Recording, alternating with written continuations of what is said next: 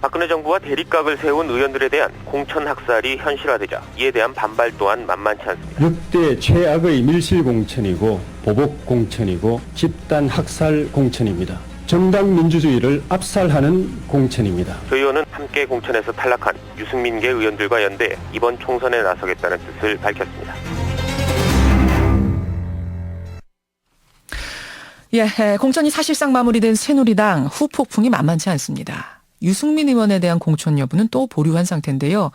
하지만 유승민 의원과 가까운 사람들을 거의 전원 탈락시켰고 친이계 수장인 이재호 의원도 진영 의원도 안상수 의원도 탈락입니다.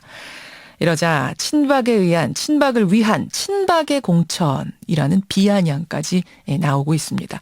이런 무더기 탈락이라면 친박연대 이후 8년 만에 비박연대가 현실화되는 거 아니냐, 이런 얘기도 나오죠. 직접 만나보죠. 유승민 의원이 원내대표를 맡았을 당시에 원내수석 부대표로 유 의원과 호흡을 맞췄던 유승민계 의원입니다. 이분 역시 이번에 컷오프가 됐습니다. 조혜진 의원 연결을 해보죠. 조 의원님 나와 계십니까? 예, 안녕하십니까. 컷오프 조혜진입니다. 발표가 나고 지금 하루가 지났는데 예. 어떻게 마음이 좀 진정이 되셨어요? 저는 어떤 면에서는 또 담담하기도 했는데 예. 어제 지역에 내려와가지고 우리 당직자들, 당원들 만나서는 정말 이래서는 안 되는 일이 벌어졌다는 생각을 다시 하게 됩니다. 역대 최악의 보복 집단학살 공천이다, 이렇게까지 비판을 하셨더라고요. 예. 역대 어느 공천 과정에서도 볼 수 없었던 그런 마구잡이식, 무지막지한, 후안무치한 그런 밀실 공천이고 또 보복 공천이고 잘못된 공천을 통해서 우리 정당 수준 또 선거 수준, 정치 수준이 제가 볼 때는 한 30년 뒤로 후퇴한 것 같습니다. 30년은. 아니 근데 예. 어떤 공정한 기준을 놓고 컷오프를 한 건데 결과적으로 비박계가 많이 컷오프되고 친박계가 많이 살고 결과론적으로 그런 건 아니겠습니까? 당에는 이런 그 논란을 피하기 위해서 예. 지난 4년 동안 18, 19대 내내 엄격하고 아주 구체적인 공천 기준을 만들어 놨습니다. 예. 그걸 당헌 당규 개정을 통해서 반영하고 예. 공천 룰까지도 새로 만들고 어떤 사람이 자격이 있고 어떤 사람이 배제돼야 될 무자격자인가를 아주 세세하게 다 규정해놨기 때문에 그걸 그대로 적용하면은 거의 뭐 오차가 없을 정도로 아주 세밀하게 다 만들어 놨습니다. 예. 문제는 살생부를 가지고 미리 살릴 사람 죽일 사람을 다 정해놓고 공관위는 들러리로 그걸 집행을 하다 보니까 지난 4년 동안에 당이 중론을 모아가지고 만들어 놓은 당헌 당규 공천룰 다 무시하고 깡그리 그냥 쓰레기통에 처박아 놓고 공관위원장 한 사람이 살생부 명단에 따라서 이 사람한테는 이런 제목을 붙여서 저 사람한테는 저런 제목을 붙여서 날리면 그게 끝인 막장 공천이 되는 거죠. 막장. 자기 말하는 게 곧 새로운 법이 되어버리는 그런 당이 어떻게 정당입니까? 대한민국 우리 새누리당 역사, 보수정당 역사에 이런 일이 있었습니까? 이런 일이 있었는가. 지금 살생부 얘기를 하셨어요. 예. 그럼 이 살생부가 실제로 존재했었다고 보시는 건가요? 지금 결과 보면서? 그 당시에는 긴가민가했죠. 김 대표께서 그렇게 말씀하셨다가 나중에 뭐 정보지 수준이라고 말씀하셔서 뭐 그럴 수도 있겠다 생각했는데 결과를 놓고 보면은 그게 다 맞아 들어갔기 때문에 지금 이 결론을 놓고 상식적으로 판단할 때는 그게 있었다고 볼 수밖에 없는 것이고 결국은 공관위 막후에 일부 몇몇 권력 실세들이 죽일 사람 살릴 사람 다 따로 작성해놓고 그걸 공관위원장에 넘겨주고 공관위원장이 그거에 따라서 한 명 한 명을 쳐낸 것밖에 안 되는 거죠. 정해놓고 거기에다가 죄명을 붙여서 쳐내는 식이었다, 지금 이런 말씀이에요? 그런 셈이죠. 왜냐하면은 우리 당헌 당규와 공천룰에 따르면은 그 살생부들이 될 수가 없거든요. 그런데 그걸 그대로 이제 하려고 하니까 당헌 당규 다 무시하고 자기가 그 임의로 만들어 가지고 제목을 씌워 가지고 살생부를 다 실행한 셈이 집행한 셈이 되는 거죠. 그러면 이 문건이 그러면 배후는 청와대란 말씀입니까? 청와대 입김, 청와대 압력? 그건 전 뭐 구체적으로 말하고 싶지는 않습니다. 어쨌든 정권을 움직이는 권력 실세들이 그런 걸 만들었다고 봐야 되겠죠. 예. 아니, 이한구 위원장하고 현기환 청와대 수석이 회동했었다 해서 이것도 이제 논란이 됐었습니다. 그런 것들이 다 그런 의심을 받는 행동들 아니겠습니까? 어제 이제 뭐 친이계라고 할 수 있죠. 김두호 전 청와대 수석이 나와서 사실은 청와대 배우설을 강력하게 주장을 하셨습니다. 이 살생부도 그렇고 말입니다. 예. 공감을 하시는 부분이 일정 부분 있으신 거예요? 그런 걸 할 수 있는 사람들은 대한민국 정권 내에서 몇이나 되겠습니까?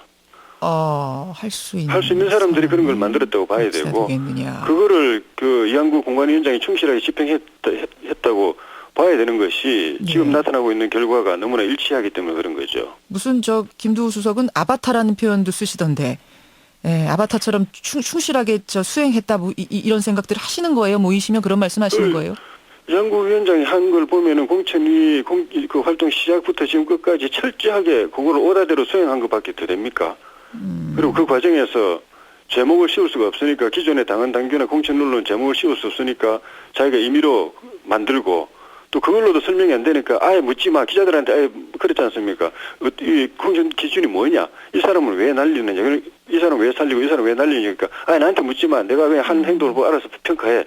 이렇게 해버렸지 않습니까? 말 그대로 자기 입으로 묻지 마 공천을 해버린 거죠. 말 그대로 묻지마 공천임을 자임했다 이런 말씀. 예. 아니, 지금 보복 집단학살 공천이다라고 지금 규정을 하셨고 살생부대로 정해놓고 날렸다라는 거라면 도대체 무엇에 대한 보복입니까? 누구에 대한 보복? 당의 정체성 운운하는 이야기들 보면은 결국은 그 권력의 눈밖에 난 사람들, 고분고분하지 않은 사람들, 그동안에 바른말 해온 사람들, 그 사람들만 다 날아간 거 아닙니까? 거의 대부분 다. 나타난 거 보면은 고분고분하지 않고 쓴소리 해왔던 당에 대해 거침없이 자기 의견 표명했던 사람들이 보면은 결과적으로 떨어졌더라.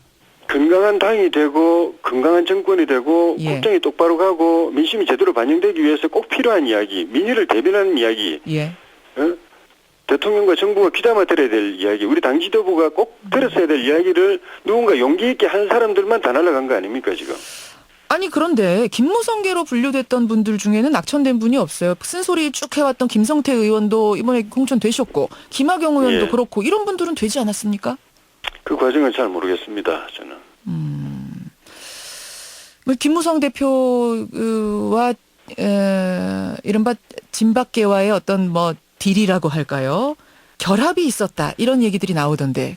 지금 말씀하신 대로 그런 소위 딜이라는 것이 있어서 결과적으로 어떤 사람들은 날아가고 어떤 사람들은 살아남았다고 한다면은 그거는 당 대표로서의 리더십에 금이 가는 거죠. 그동안에 쭉 보면은 오늘 그 새누리당 공천이 이런 막장으로까지 오지 않도록 중간중간에 제지할 당 대표나 최고위원회가 제지할 기회가 얼마든지 있었습니다. 이렇게 막판으로까지 안 오도록 당이 이렇게까지 망가지지 않도록 당의 지도부가 역할을 할 그 기회가 얼마든지 있었지만은 그때마다 못했습니다. 결과적으로 그래서 이렇게 된 거고 지도부가 자기 기능을 못하고 리더십이 이미 훼손되고 상실된 거죠. 리더십의 상실, 막을 기회가 여러 번 있었는데 막지 못했는가? 또 하나의 문제 제기. 알겠습니다. 이제 한 사람 남은 사람이 이제 유승민 의원입니다. 유승민 의원은 어떻게 될까요? 오늘 내일 중으로 결과 나올 것 같습니다만. 제가 볼 때는 지금까지 공관위가 해온 결정을 보면 어떤 결정을 하든 아주 비겁한 결정을 할 거고 아주 꼼수 결정을 할 것 같고 그런 어떤 결정이 내려지든 유승민 의원은 바른 판단을 하고 바른 결정을 하지 않을까 기대하고 있습니다. 공관위가 어떤 결정을 하든 유승민 의원은 바른 결정을 할 거다. 이게 무슨 말씀이세요? 설사 유승민 의원 하나만 공천을 받더라도 유승민 의원은 아마 그것을 받아들이지 않을 것이다. 수용하지 않을 것이다. 이런 생각도 하시는 거예요? 평소 그분의 소신이나 이런 걸 봤을 때? 구체적인 거는 제가 말씀드릴 입장도 아니고 또 본인이 고민하고 있으실 것이기 때문에 결과를 놓고 보면 알게 될 것 같습니다. 지금 굉장히 의미심장한 부분을 말씀하신 것 같은데. 조혜진 의원의 거취는 어떻게 결정하셨습니까? 아직 결정을 안 했습니다. 어제 저희 오후에 내려와가지고 당원들은 기강돼 있고 불의한 일에는 굴복하면 안 된다. 당을 위해서라도 우리 대통령과 정부를 위해서라도 잘못된 건 반드시 바로잡아야 된다. 이분들 뜻과 함께 가야죠. 그분들이 원한다면 결국 그러면 무소속 출마를 할 수밖에 없다. 불의와는 타협할 수 없기 때문에 이런 말씀이세요. 구체적인 결정은 조만간에 정리될 것 같기 때문에 결정이 되면 또 말씀드리겠습니다. 일각에서는 8년 전에 그 친박연대처럼 어떤 강력한 무소속 연대가 나오는 건 아니냐. 이번에 이제 비박계라고 분류되는 분들이 한꺼번에 이렇게 됐기 때문에 예. 그런 관측도 있습니다. 어떻게 생각하세요? 지금까지처럼 이렇게 공관이나 당의 지도부 또 권력이 옳지 않은 일을 하고 국민들을 실망시키고 당원들을 배신감 느끼게 하는 행동을 계속한다면 또 그것을 바로잡지 않는다면은 그런 일이 벌어질 수도 있죠. 그런 일이 아니 그런데 친박연대는 어떤 하나로 뭉쳐지는 구심점이 있었지만 비박계는 예. 구심점이 좀 약하지 않나요? 그래서 연대가 가능할 건가 이런 생각도 들던데요. 어떤 일이든 정치적인 행동의 구심점은 민의입니다. 민심입니다. 민의. 국민의 뜻이 하나로 모여져 있으면은 정치인들은 그것을 중심으로 뭉쳐서 그걸 대변하는 것이고 예. 국민의 뜻이 하나로 뭉쳐져 있지 않으면 어떤 일도 될 수가 없는 것입니다. 만약 그런 무소속 연대가 꾸려져서 대구에서 그분들이 함께 이제 스크럼을 짜서 활동한다면 선거를 벌인다면 이거는 굉장한 회오리가 태풍이 될 수도 있겠네요. 선거판을 한번 흔들겠죠. 선거판을 흔들 수 있다. 예. 알겠습니다. 여기까지 오늘 말씀 듣죠. 고맙습니다. 예, 고맙습니다. 새누리당 조혜진 의원이었습니다.